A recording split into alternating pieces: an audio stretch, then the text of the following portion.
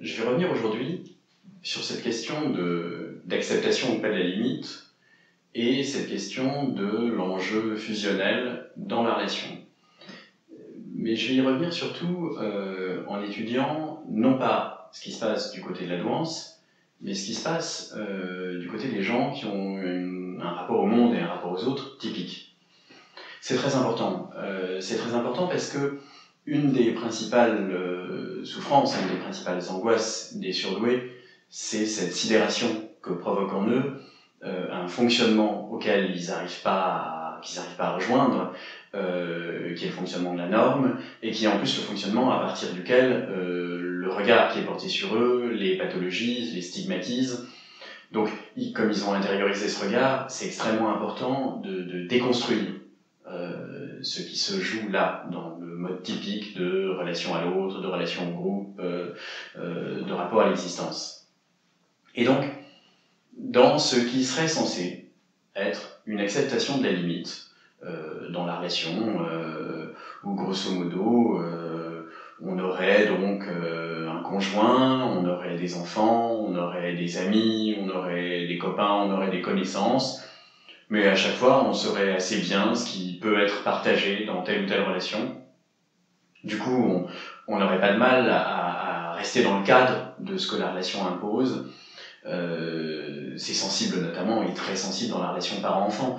Combien de surdoués se tyrannisent avec l'idée qu'ils n'arrivent pas à être pleinement parents, puisque quand ils jouent avec leur enfant ou quand ils lui parlent, tout d'un coup, ils ont l'impression de plus tenir la posture du père ou de la mère, de ne pas avoir le détachement suffisant, et du coup d'être fondamentalement en échec. Donc, l'individu typique, lui, normal, accepterait assez facilement ses limites imposées par une culture qui définit ce que doit être telle relation. Et effectivement, les relations sont très normées. C'est-à-dire, si on regarde bien, dans une culture donnée, ce qui est prescrit dans la relation, c'est absolument tout.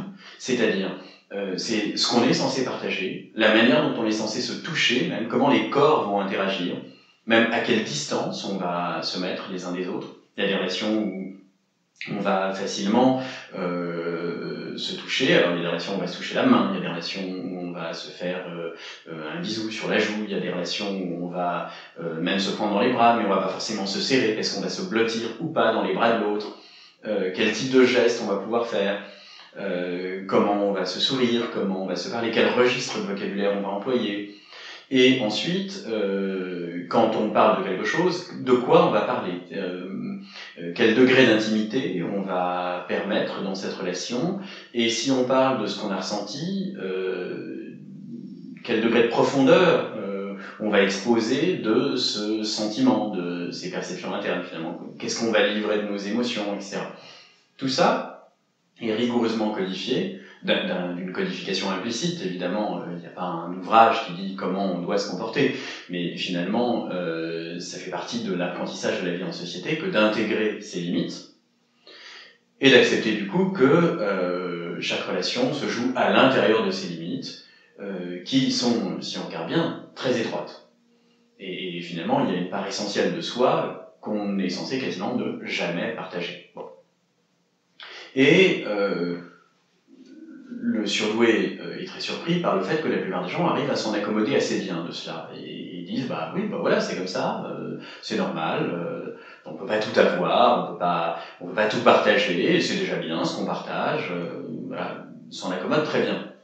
Là où le surdoué, souvent, vit ses limites comme une mutilation profonde et comme du coup même l'impossibilité de partager quoi que ce soit. C'est-à-dire que précisément, il est tellement obsédé par les freins que du coup, même il n'arrive même pas à jouer à l'intérieur des limites. Et donc pour lui, c'est un partage nul, c'est même pas un tout petit partage. Bon. Et du coup, il est renvoyé par le regard général, voire par le regard clinique, à sa fameuse immaturité affective, j'en ai parlé à la précédente vidéo, et à son état de dépendance affective. Ça, c'est aussi un mot, une expression qui revient très souvent. Un certain nombre de surdoués, pas tous, mais donc un certain nombre, seraient affectivement dépendants, par opposition aux individus normaux qui, eux, ne sont pas affectivement dépendants, voilà, qui peuvent très bien s'accommoder de ces limites et supporter la frustration qu'elles impliquent. Creusons donc l'analyse. Regardons un peu comment ça se passe finalement dans le rapport typique. Est-ce qu'il s'agit d'acceptation sereine de la limite? Est-ce qu'il s'agit d'acceptation sereine de la réalité des relations? Et ce qui signifie aussi, au fond, acceptation sereine finalement de la mort, de la finitude, c'est-à-dire acceptation sereine ou de la solitude existentielle, ce que je rappelle que ce que j'appelle solitude existentielle, ce qu'on appelle solitude existentielle en philosophie, ça n'a rien à voir avec le nombre d'amis qu'on a ou le nombre de gens dont on a été aimé, c'est cette conscience qui surgit au cours de l'enfance, du fait que mon contenu psychique, interne, mes émotions, mes souvenirs, ne concernent que moi, et que, grosso modo, l'espèce n'est pas télépathe, que personne n'y aura jamais accès, que la seule manière de dire à l'autre ce que je ressens, c'est de faire des gestes, de pleurer, de sourire, de rire, ou de poser des mots dessus, mais que les mots sont tellement infirmes que finalement l'autre ne pourra jamais se mettre à ma place. Qu'il y a une conscience qui naît dans l'enfance, et on pourrait dire d'une certaine manière d'ailleurs que le passage de la toute petite enfance à l'enfance puis à l'adolescence, c'est aussi la prise de conscience progressive du fait que même les parents, même quand ils sont très aimants, au fond, ils comprennent rien à l'enfant, enfin ils projettent ce qu'ils ont à projeter, mais finalement quand l'enfant ressent vraiment une détresse, une angoisse ou une très grande joie, enfin qui est traversé par des émotions très fortes, bah, les parents finalement, comme n'importe quel autre, n'y comprennent rien, et qu'il est seul avec lui-même. Bon. Donc, la solitude existentielle, c'est cette solitude-là, et c'est une des choses les plus vertigineuses de la condition humaine. Et du coup, le fonctionnement normal, s'il est une acceptation sereine de la limite, il est aussi une acceptation sereine de ça, de cette solitude. Bah oui, oh, les autres comprendront jamais vraiment qui je suis, bon, c'est pas si grave, voilà. Bon. Alors, en apparence, le surdoué, lui, qui recherche donc explicitement, activement, des relations qui débordent le cadre de ses limites, qui recherche vraiment des relations dans lesquelles il a l'impression d'être compris ou de comprendre l'autre, ce serait un immature. Il n'a pas fait ce deuil-là. Et donc, il serait en quête de ce qu'on appelle traditionnellement en psy une relation fusionnelle, c'est-à-dire une relation où, imaginairement, je fusionne avec mon interlocuteur.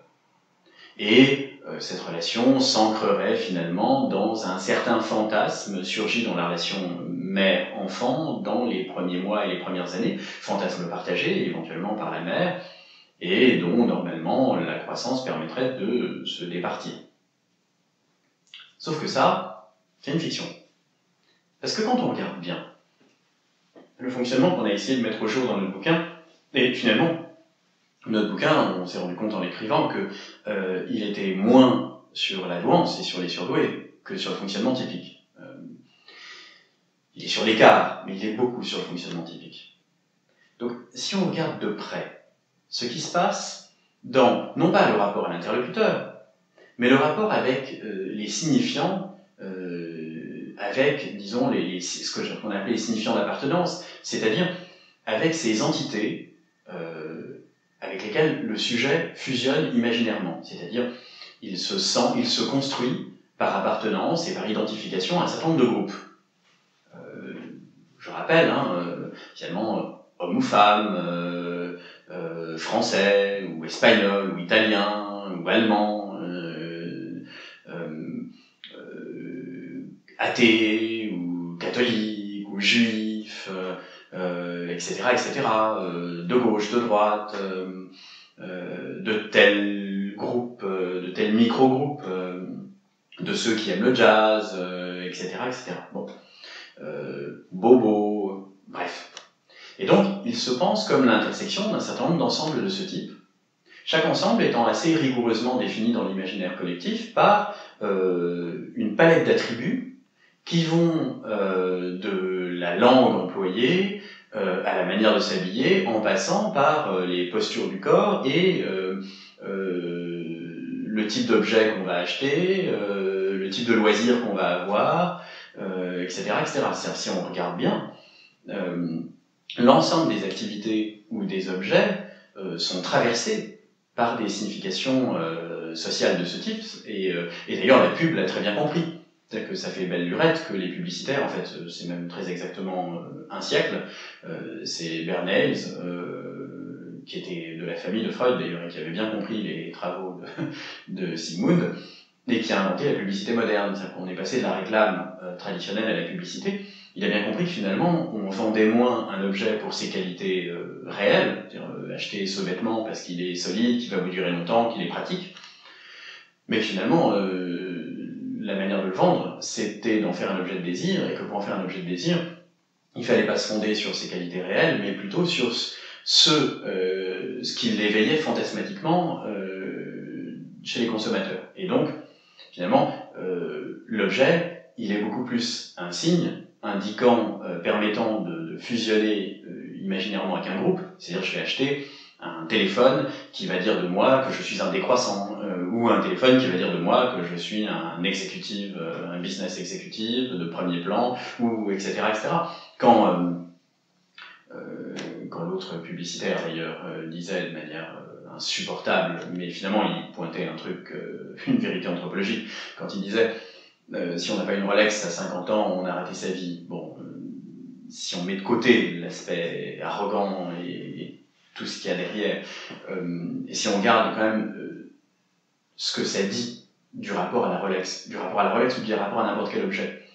En l'occurrence, la Rolex, c'est pas une montre. Enfin, accessoirement, c'est une montre, oui, d'accord, elle sert un peu à donner l'heure.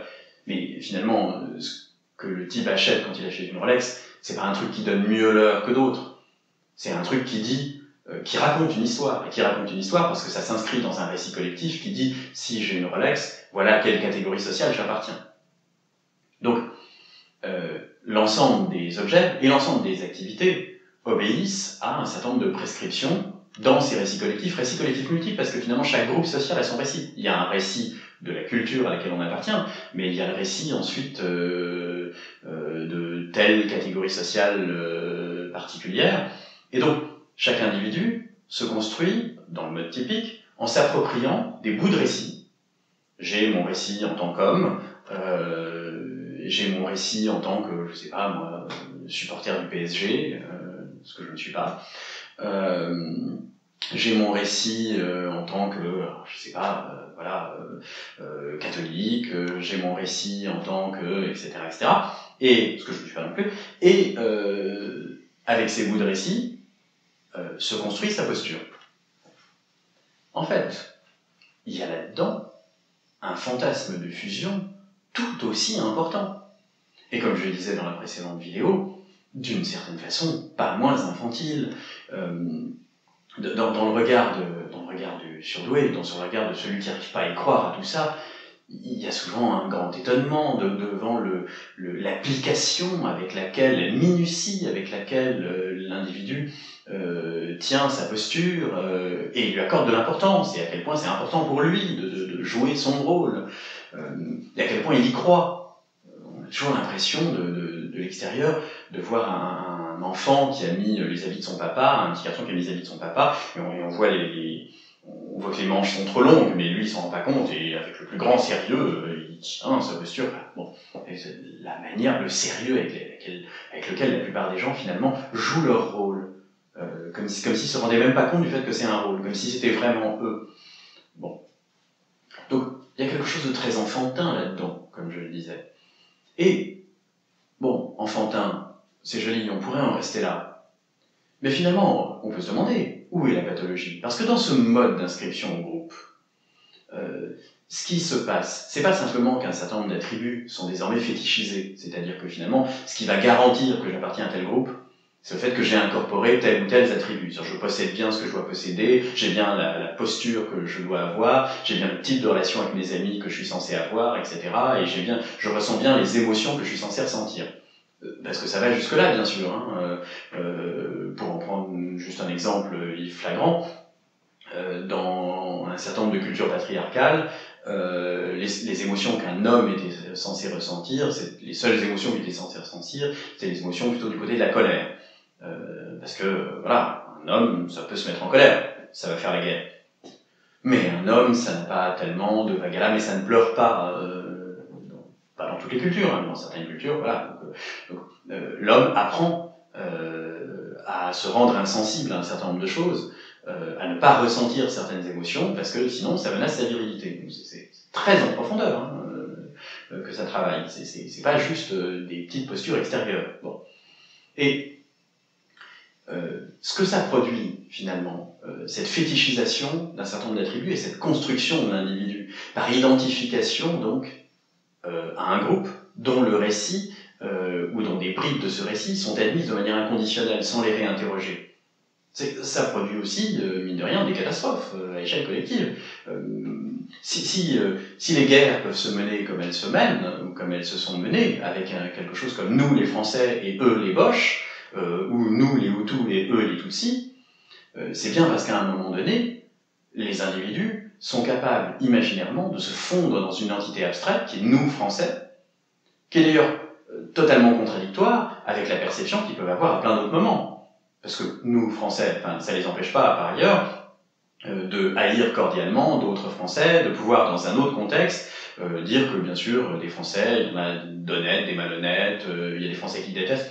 Ça n'empêchera pas d'ailleurs les mêmes qui, au nom de nous, Français, font la guerre à un moment donné contre les Boches, ça n'empêchera pas les mêmes, éventuellement, 10, 15, 20 ans plus tard, de participer à une guerre civile dans laquelle tout d'un coup le nous français aura été remplacé par, je sais pas, nous royalistes ou nous de telle obédience contre ceux qui fortuitement sont français aussi, mais de telle autre obédience. Bon.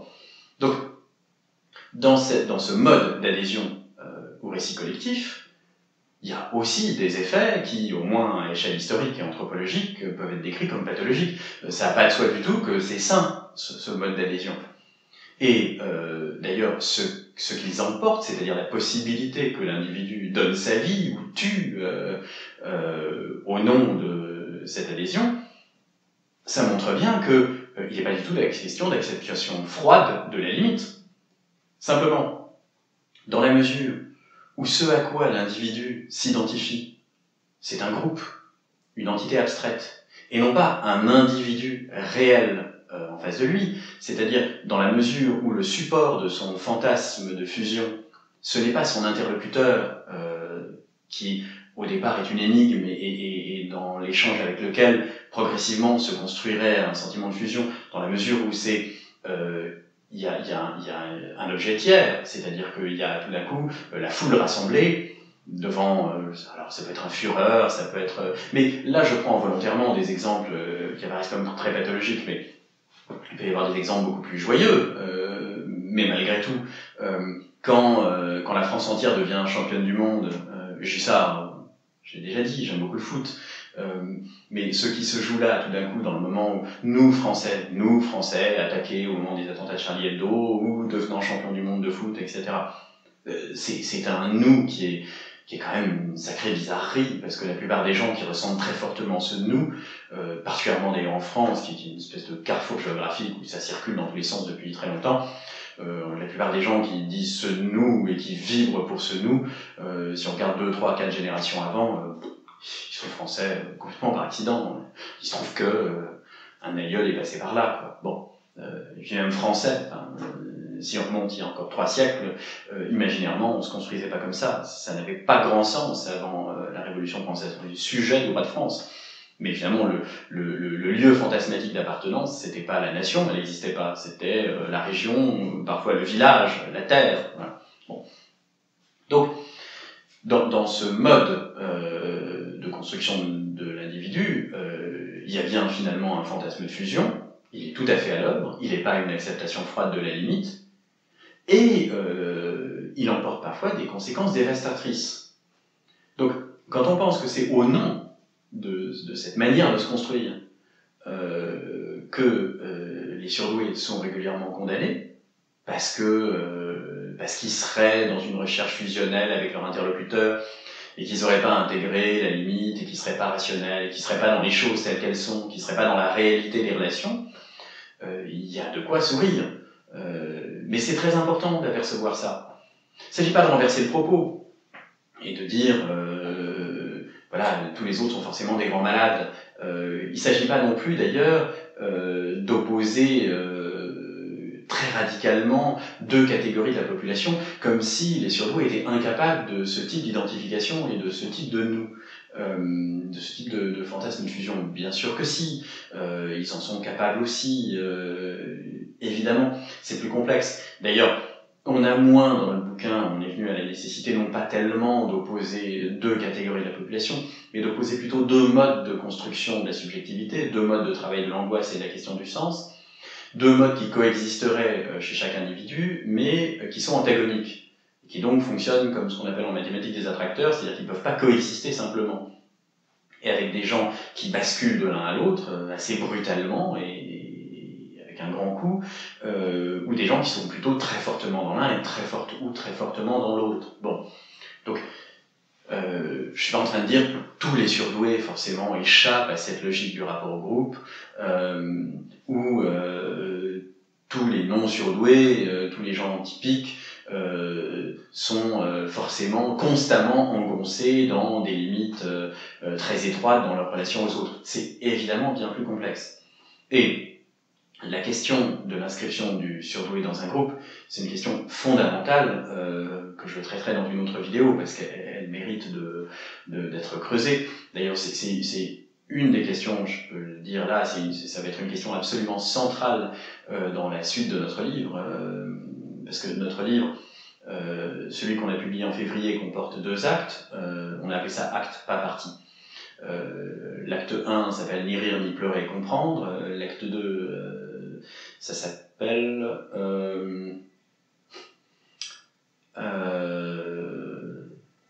ah oui, Tenir bon dans la caverne.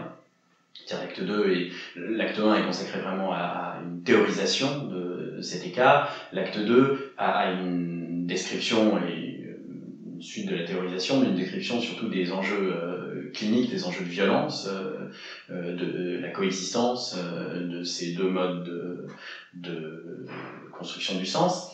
Et l'acte 3, qu'on n'a pas pu publier dans un seul volume, et qui fera donc l'objet d'une suite qu'on va sortir dans les prochains mois, sera consacré à la question de l'enchantement du monde, c'est-à-dire à la nécessité pour le surdoué d'enchanter activement son existence. Qu'est-ce que c'est pour un surdoué finalement que de mettre en récit son existence, puisqu'il ne peut pas simplement s'accaparer les bribes des récits collectifs tels quels. Et qu'il y a bien un enchantement, c'est-à-dire il y a bien quelque chose d'une magie, quelque chose d'une fusion, quelque chose de la nécessité d'un idéal, qu'il est obligé de rebâtir par lui-même, puisqu'il n'arrive pas à entrer dans les voies habituelles, dans les voies typiques de l'enchantement. Et au cœur de ça, il y a bien sûr la question de la relation à l'autre. Et la relation à l'autre, c'est pas simplement la relation inter-individuelle, c'est pas simplement le surdoué avec son meilleur ami ou le surdoué avec son conjoint, c'est aussi, bien sûr, la relation du surdoué avec un groupe. Et bien sûr que tous les groupes ne fonctionnent pas nécessairement de la même manière. Et que la question de la constitution d'un groupe qui n'obéit pas aux règles de groupe habituelles, c'est une question cruciale. Donc, je m'étendrai là-dessus, je ferai d'autres vidéos, et puis, encore une fois, on est au travail là-dessus pour écrire, pour théoriser plus finement. Mais, disons que, voilà, l'objet déjà de cette vidéo, c'était de rappeler que ce au nom de quoi on pathologise d'habitude la quête fusionnelle des surdoués n'est pas forcément ni plus rationnel, ni surtout moins violent, loin de là, que cette quête apparemment désespérée du surdoué. Je dis apparemment désespérée parce que beaucoup le vivent dans l'échec, dans le déchirement, du coup dans le sentiment de honte, et qu'en effet, elle est périlleuse, elle aussi, cette quête du surdoué, d'échanges qui sortent des limites traditionnelles. Là encore, ce sera l'objet d'autres vidéos, mais elle peut déboucher sur la confusion, elle peut déboucher sur la relation perverse, et je préfère parler de relation perverse plutôt que de rencontre avec un prédateur, parce que je pense que ce vocabulaire-là, même si là ça part de légitimité, il est aussi très limitatif, et que ce qui se passe dans la relation perverse est bien plus complexe que simplement le fait qu'une victime soit entre les mains d'un prédateur, et que l'attirance des surdoués pour des relations qui peuvent basculer dans la perversion n'est pas une conséquence mécanique d'une dépendance affective, parce que là encore, voilà, c'est une des choses dont je suis parti, et peut-être on va boucler là-dessus, c'est sur cette expression de dépendance affective. Les surdoués seraient donc des dépendants affectifs. Parce que, c'est très simple, hein, à partir du moment où ils sont en train de rechercher ça constamment, ce type de communion, ce type d'échange, un mot d'ailleurs sur l'échange intense. C'est pas que dans la modalité typique de rapport au monde, il n'y a pas d'échange intense. Il y a des moments d'échange émotionnel très intenses. Mais ces moments sont très clos et finalement très univoques. C'est-à-dire que finalement le mode typique, c'est un mode où globalement, on n'échange pas grand-chose, hein, ça ronronne, on discute en permanence des mêmes choses, on tient les postures, tout ce que j'ai déjà décrit. Bon, c'est une espèce de jeu social totalement vide, où on a l'impression que c'est une espèce d'anti-rituel, il ne s'y passe rien, les individus n'ont même pas vraiment d'émotions fortes, ils parlent et on ne sait pas de quoi, c'est une espèce de bulle de savon, de moment d'inexistence quand on n'a pas saisi ce qui se passe derrière, c'est-à-dire ce jeu par lequel chacun corrobore sa posture. Mais ils n'ont pas que ça. Bien sûr qu'il y a aussi des moments très clos, où tout d'un coup, ils peuvent lâcher des émotions très fortes, des émotions paroxystiques. Il y a des lieux, le stade de foot, la sexualité, il y a un certain nombre de lieux, la piste de danse, où alcool et drogue aidant, ou même pas besoin, tout d'un coup on va pouvoir crier, on va pouvoir partager des émotions paroxystiques, et ça fait du bien, mais en même temps ce lieu fonctionne exactement comme ce que les Grecs appelaient catharsis. La catharsis, on a gardé le terme grec, pas simplement par snobisme, oui aussi parfois bien sûr, mais parce que c'est un terme utilisé par Aristote pour essayer de comprendre ce qui se passe dans le théâtre, et c'est un terme qui a une ambiguïté intéressante en grec. Catharsis, ça signifie à la fois purification et purgation. Donc un vocabulaire religieux, spirituel, on se purifie, et aussi un vocabulaire médical, on se purge, on vomit quoi, on vomit ce qui était mauvais et qu'on avait, on le rejette hors du corps. Et il y a donc ces lieux de catharsis, mais justement, pour qu'une catharsis puisse arriver, il faut que le lieu soit très clos, et qu'on sache très exactement, au fond, ce qui va s'y déverser. Et il y a un avant et il y a un après. Et une fois qu'on s'est déversé, hop, ça bascule, comme s'il y avait un phénomène de déni. C'est-à-dire, on a été autre, on a été possédé pendant un moment, là, on a fait n'importe quoi, et puis après, rideau. D'une certaine façon, ils sont marqués par une forme de négation. C'est un espace irréel, c'est un espace hors temps. Et c'est d'ailleurs ça, exactement ça, qui fait que le surdoué se sent pas forcément à l'aise. Assez curieusement, le même surdoué qui, d'habitude, se sent pas à l'aise dans la sociabilité typique parce que ça manque d'intensité, tout d'un coup, dans les moments particulièrement intenses, il va pas se sentir à l'aise non plus. Parce que justement, c'est une intensité qui est à la fois très brutale et qui est close sur elle-même. Et où finalement, l'individu serait pas censé y être pour de vrai, et où d'ailleurs, même si les émotions qui s'y déroulent et qui s'y échangent sont paroxystiques, elles sont très délimitées. Elles sont surtout pas ambiguës. Voilà, on est censé ressentir exactement ça, même si on le ressent très fort. Et donc là non plus, il n'y a pas de singularité. Et donc, si on revient à ce surdoué qui, lui, dans chaque moment, dans chaque relation, ne peut pas vivre autrement qu'en essayant de trouver ce que cette relation peut avoir de magique, le sens que ça peut avoir pour lui et pour l'autre. Donc, dans chaque échange, commence par essayer de foutre en l'air les limites habituelles pour aller chercher autre chose. Bien sûr qu'il y a un fantasme fusionnel qui est là à l'œuvre, et selon des modalités très différentes, des modalités selon lesquelles il est à l'œuvre dans le fonctionnement typique. Donc, bien sûr que ça pointe chez lui une forme de dépendance affective. Mais pour le coup, bienvenue dans l'espèce humaine. Dans le fonctionnement typique, il y a autant de dépendance affective. L'être humain est un être qui est affectivement dépendant. Terriblement dépendant. Un nouveau-né, s'il ne reçoit pas de caresses, s'il ne reçoit pas du tout d'amour, il meurt. Il n'a pas besoin simplement de nourriture et de soins strictement corporels. Il a besoin de sentir qu'on l'aime. Et c'est vrai, pas simplement d'un nouveau-né, comme si c'était seulement dans la petite enfance, et puis après ça cessait. C'est aussi d'ailleurs l'absurdité de l'école, elle tient aussi à ça. C'est qu'on considère que le fait qu'il y ait une relation forte, affective, entre le maître et les élèves, ce ne serait important que pour la petite enfance. Là, oui, ce serait important que le maître et les élèves jouent ensemble, ou la maîtresse, enfin, et qu'il y ait du tutoiement, et qu'il y ait de la tendresse, et qu'il y ait tout ça, pour qu'il puisse y avoir transmission. Mais bien sûr, à mesure que les enfants grandiraient, ils n'auraient plus besoin de ça.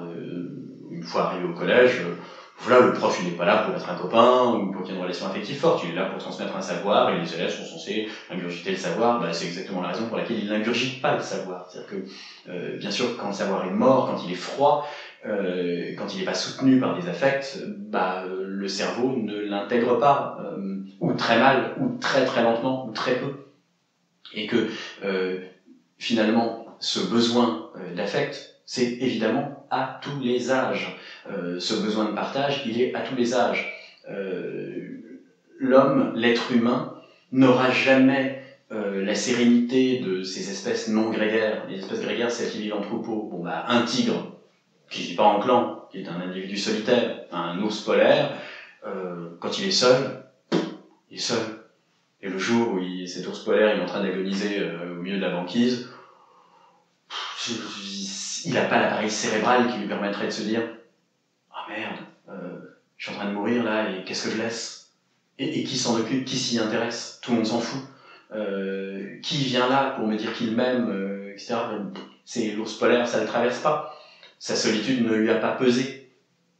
Nous aussi, nous avons cette faculté de nous penser nous-mêmes, nous avons cette faculté, parce que exactement le pendant de cette faculté que nous avons de savoir que l'autre ne nous comprend pas, c'est aussi l'accès précisément à ce trésor extraordinaire, qui est ce trésor de nos perceptions, de nos souvenirs, de nos émotions, et dont nous savons qu'il nous appartient en propre. Et du coup, la nécessité absolue de le partager ou de se donner l'illusion qu'on le partage. Donc, ça, c'est pas un phénomène propre au surdoué. C'est simplement que, finalement, dans le fonctionnement typique, cette illusion du partage, elle est permise par le fait que le fonctionnement typique implique au fond de se fermer à pas mal de perceptions de ce qui nous traverse, de s'appliquer à ne traiter comme information pertinente dans le regard qu'on a sur nous-mêmes, sur nos sensations, sur nos émotions, de le traiter comme information pertinente et de ne retenir que ce qui correspond à ce qu'on est censé ressentir. Et du coup, à partir du moment où on ne traite que ça comme information pertinente, du coup, on a le sentiment d'être en fusion, bien sûr, avec tous ceux qui appartiennent au même groupe que nous, et donc ressentent forcément la même chose. Donc, il n'y a même pas besoin d'avoir un interlocuteur en chair et en os en face de soi. C'est aussi ça, c'est que finalement, dans le fonctionnement typique, la place de l'autre imaginaire, elle est constamment assurée. Puisqu'il pense profondément que ce qu'il est en train de faire, un certain nombre d'autres le font exactement de la même manière que lui, et ils ressentent la même chose. Alors que quand on est à l'écoute de sa propre singularité, on sait bien que personne d'autre ne ressent ça, que personne d'autre ne vit ça. Et du coup, c'est beaucoup plus urgent, dans chaque relation, de trouver quelqu'un qui, à défaut de vivre exactement la même chose, va vivre des choses qui feront suffisamment écho, ou un écho suffisamment profond, pour qu'on ait le sentiment, l'illusion, à un moment donné, que enfin on est compris, et enfin on fusionne. Donc, il n'y a pas moins de fantasme fusionnel, il n'y a pas moins de dépendance affective chez l'individu typique. Simplement, comme ça, emprunte des circuits très différents. C'est évidemment le surdoué qui apparaît comme ce grand enfant, très affectivement dépendant, et du coup, par exemple, qui serait la proie des pervers qui s'engouffrent là-dedans pour les manipuler. Bon, encore une fois, ce sera le propos d'une autre vidéo, ça, ce que c'est que la relation perverse, et finalement, comment les deux, souvent, s'y engouffrent, y compris la victime, qu'est-ce qui s'y passe pour elle. Mais on va s'arrêter là pour aujourd'hui, parce que c'était déjà suffisamment copieux.